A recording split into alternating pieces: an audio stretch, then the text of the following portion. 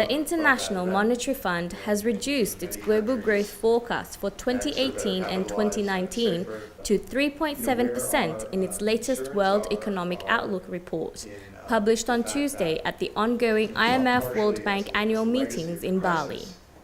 The latest edition of the report, which is published biannually in April and October, predicts global economic growth to be 0.2 percentage points lower than estimations released earlier this year.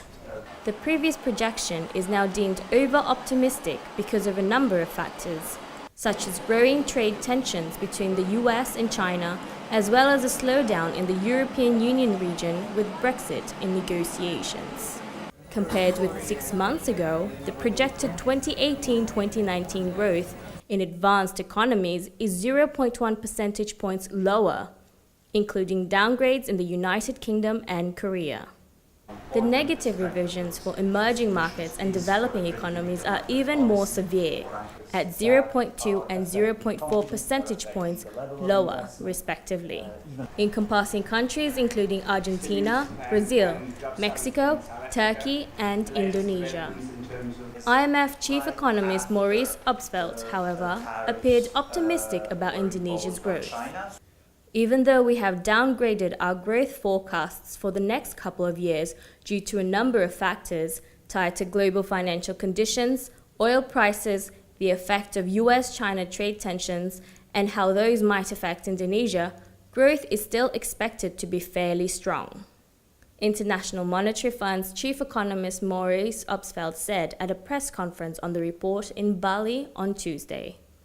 He added that growing personal income provided an opportunity for the government to receive more tax revenue to be invested back into the economy, including through the educational system, infrastructure, and the social safety net.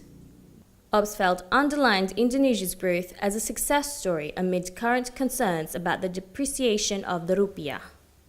When seeing Indonesia's economic conditions, he said, it was important to take a broader view of the world and the global common factors that would affect the country's economy, including the gradual tightening of monetary policy in the US and EU and the general tightening of financial conditions facing emerging markets throughout the world.